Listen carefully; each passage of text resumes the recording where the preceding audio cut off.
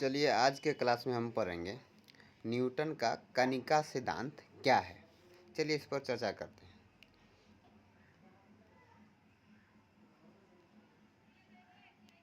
Question क्या है कि न्यूटन का कनिका सिद्धांत क्या है। न्यूटन का कनिका सिद्धांत क्या है ना। तो न्यूटन का कनिका सिद्धांत क्या है कि न्यूटन ने बताया था कि प्रकाश जो है वो क्या है। प्रकाश क्या है, वह कण है, छोटे छोटे कण से मिलकर बना हुआ है ना। प्रकाश क्या है, छोटे छोटे कण से मिलकर बना हुआ। और इन्होंने अपने थ्योरी में बताया कि प्रकाश जो है वो क्या है, उसमें क्या है, परावर्तन होता है, प्रकाश का अपवर्तन होता है, प्रकाश सीधी रेखा में गमन करता है। ये सारे चीज़ को उन्होंने बताया था। उन्होंने एक चीज़ और बताया था जो कि गलत है, लेकिन फिर भी उन्होंने बताया था अपने थ्योरी में कि इसके अनुसार प्रकाश का वेग जो है सघन माध्यम में अधिक और विरल माध्यम में कम होता है। सघन माध्यम में अधिक और विरल माध्यम में कम होता है ना।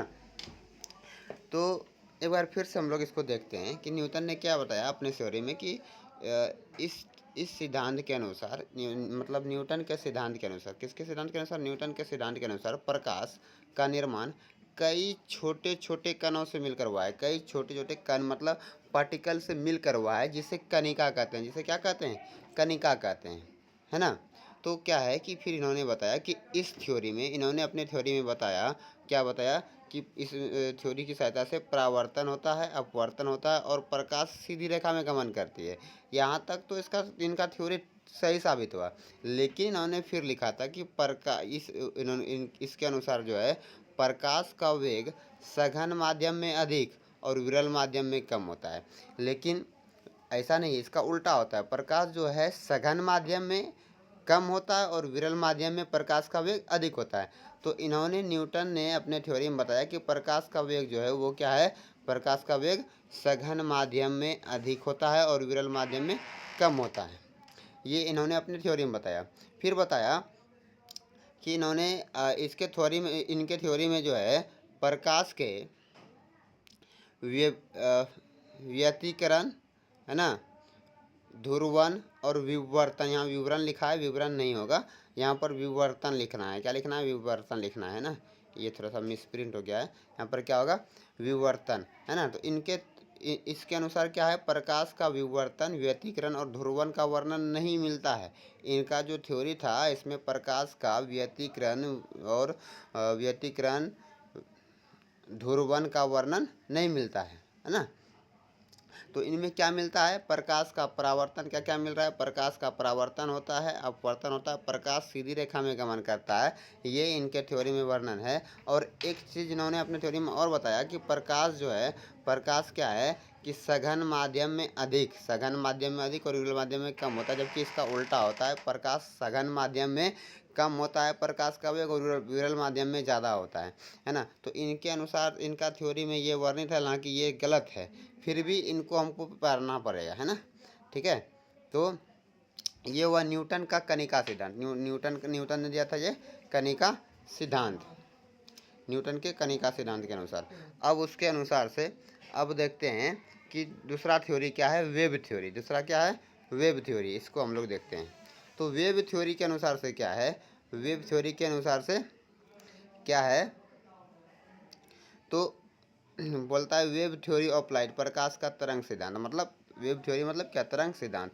इस थ्योरी में क्या है कि इस थ्योरी में बताया कि प्रकाश जो है अनुदैर्ध्य तरंग है। कैसा तरंग है, अनुदैर्ध्य तरंग है, जो किसी काल्पनिक माध्यम में गमन करती है। किस में गमन करती है, काल्पनिक माध्यम में गमन करती है।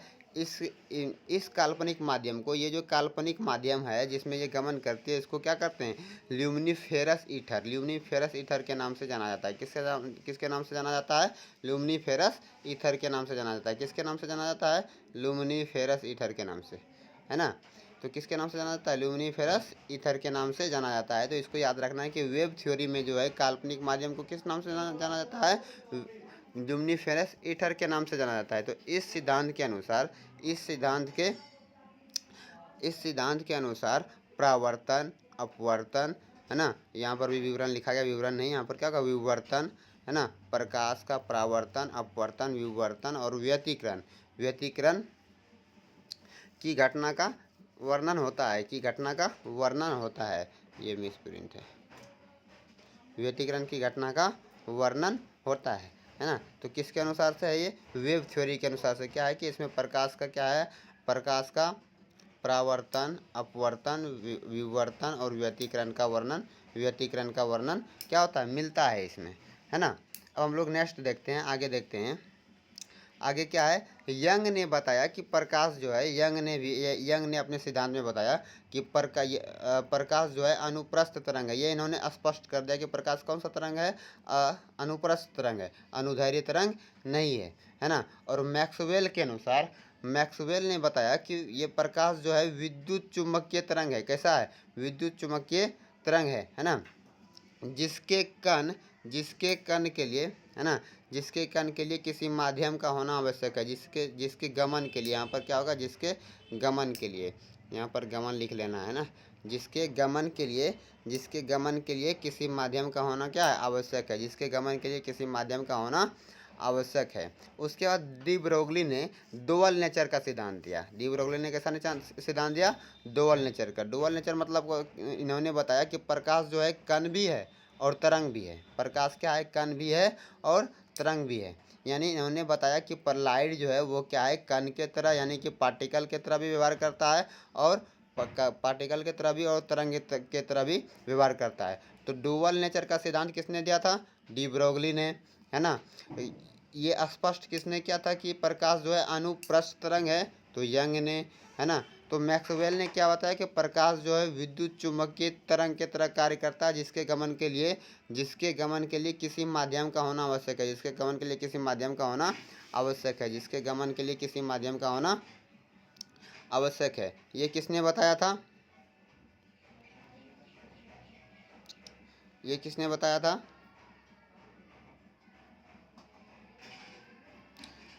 मैक्सवेल ने। किसने बताया था? मैक्सवेल ने ये बताया था कि प्रकाश जो है कैसा, मैक्सवेल ने क्या बताया कि प्रकाश एक विद्युत चुम्बकीय तरंग है, जिसके गमन के लिए क्या आवश्यक है? किसी माध्यम का होना आवश्यक है ना। और डी ब्रोगली ने क्या बताया कि ये प्रकाश डुअल नेचर के तरह व्यवहार करता है, यानी प्रकाश कण भी है और तरंग भी है। प्रकाश कण भी है और तरंग भी है।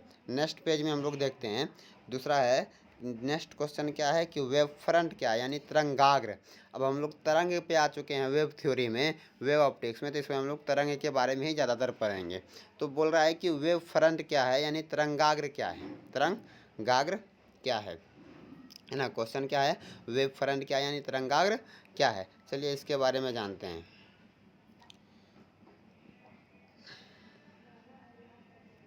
बोल रहा है कि वेव फ्रंट क्या है? तो किसी माध्यम में स्थित वह सतह जिसमें उपस्थित सभी कण नहीं, यहाँ पर क्या होगा? कण हो जाएगा। क्या होगा? कण होगा। ये क्या है? गलत है ना। इसके जगह पर क्या लिखेंगे हम लोग? कण लिखेंगे। क्या? कण। जिसमें उपस्थित सभी कण समान कला में कंपन करते हैं। कैसा कंपन करते हैं? समान कला में कंपन करते हैं, जिसे तरंगाग्र कहते हैं। जिसे क्या कहते हैं? तरंगाग्र कहते हैं। अब यहाँ पर देखिए कि ज्योमेट्रिकल शेप, यानी कि भौगोलिक आकार के आधार पर तरंगाग्र कितने प्रकार के होते हैं? 3 प्रकार के होते हैं। तरंगाग्र कितने प्रकार के होते हैं? 3 प्रकार के। किसके आधार पर? भौगोलिक आकार के आधार पर तरंगाग्र कितने प्रकार के होते हैं? 3 प्रकार के। कौन कौन से होते हैं? तो देखिए कौन कौन सा होता है। तो पहला होता है गोलीय तरंगाग्र, दूसरा होता है बेलनाकार तरंगाग्र, तीसरा होता है समतल तरंगाग्र। अब हम लोग जानेंगे कि गोलीय तरंगाग्र किसे कहते हैं। गोलीय तरंगाग्र किसे कहते हैं? तो देखिए गोलीय तरंगाग्र किसे कहेंगे? मान लेते हैं कि यह एक बिंदु स्रोत है। बिंदु स्रोत बोला जाता है एक लेजर लाइट, है ना, या फिर किसी बल्ब, है ना। बल्ब से जब प्रकाश निकलती है तो वो चारों बगल अपना फैल जाती है, और वो जो चारों बगल फैलती है ना, तो वो तरंगाग्र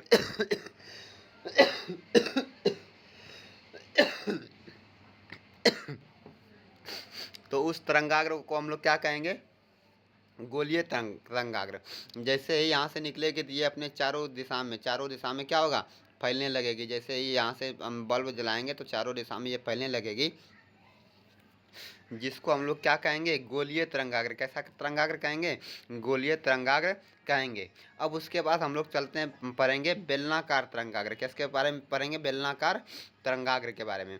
तो बेलनाकार तरंगाग्र क्या हुआ, मान लेते हैं कि एक मरकरी जलाएंगे तो वो अपने चारों ओर क्या करेगा, मरकरी जलाने पर वो अपने चारों ओर प्रकाश को फैलाने लगेगा, चारों ओर प्रकाश को क्या करेगा, फैलाने लगेगा। मान लेते हैं कि यहाँ पर एक मरकरी मैंने जला दिया है ना, सफ़ेद कलर से जलाते हैं, रुकिए 1 मिनट। मान लेते हैं कि ये मरकरी यहाँ पर जल रहा है, क्या जल रहा है, मरकरी जल रहा है। तो इस मरकरी से जो चारों बगल प्रकाश निकलेगी तो ये क्या हो, ये कैसा है, रेखीय है, रेखा की तरह है। तो चारों बगल जो प्रकाश क्या हो रही है, फैल रही है, चारों बगल प्रकाश फैल रही है। इसको हम लोग कैसा तरंगाग्र बोलेंगे, तो बेलनाकार तरंगाग्र बोलेंगे। कैसा तरंगाग्र बोलेंगे, बेलनाकार तरंगाग्र बोलेंगे। यानी बेलनाकार तरंगाग्र क्या है, तो किसी रेखीय प्रकाश के स्रोत से उत्पन्न तरंगाग्र को बेलनाकार तरंगाग्र कहते हैं। किसी रेखीय प्रकाश के स्रोत से उत्पन्न तरंगाग्र को क्या कहेंगे, बेलनाकार तरंगाग्र कहेंगे। अब उसी तरह से समतल तरंगाग्र है ना, समतल तरंगाग्र को देखते हैं। समतल तरंगाग्र क्या है, तो समतल तरंगाग्र क्या है, देखिए समझिए, है ना।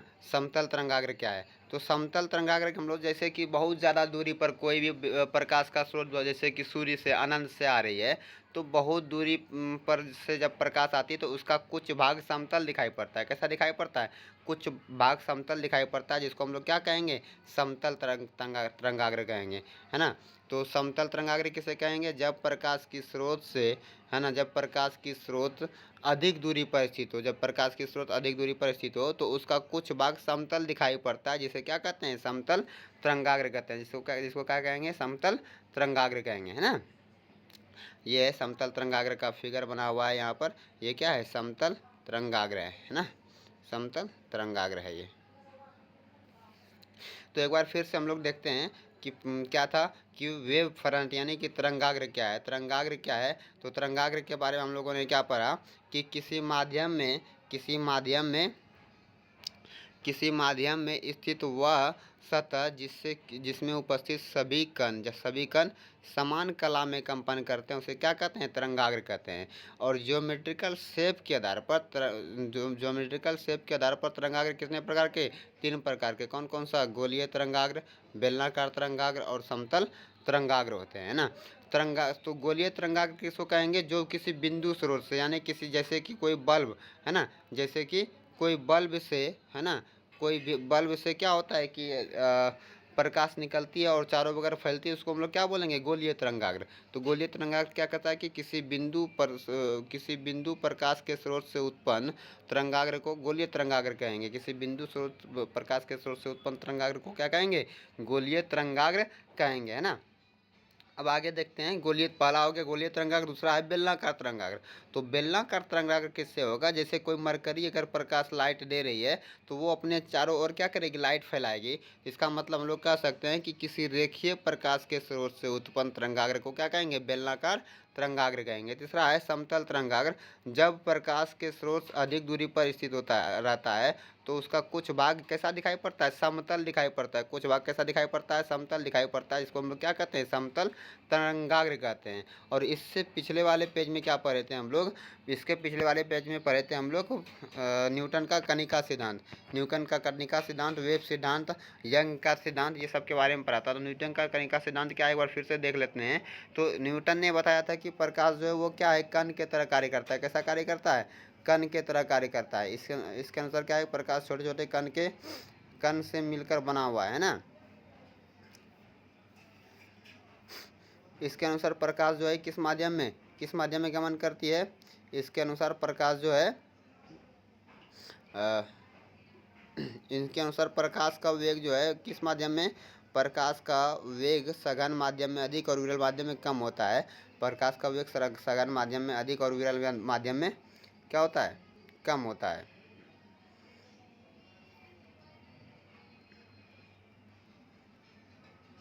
प्रकाश का वेग सघन माध्यम में अधिक और विरल माध्यम में क्या होता है, कम होता है। चलिए देखते हैं आगे।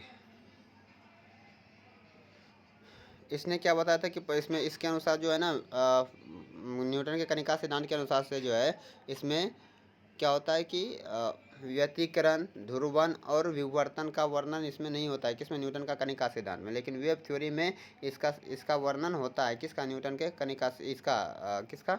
ध्रुवन का, व्यतिकरण का और विवर्तन का क्या होता है इसमें चर्चा हुआ है। किसमें? वेव थ्योरी में। वेव थ्योरी में। और जिस काल्पनिक माध्यम में प्रकाश गमन करती है वेव थ्योरी को में, उसको क्या किस नाम से जाना जाता है? ल्यूमिनिफेरस ईथर के नाम से। ल्यूमिनिफेरस ईथर के नाम से इसको जानते हैं, है ना।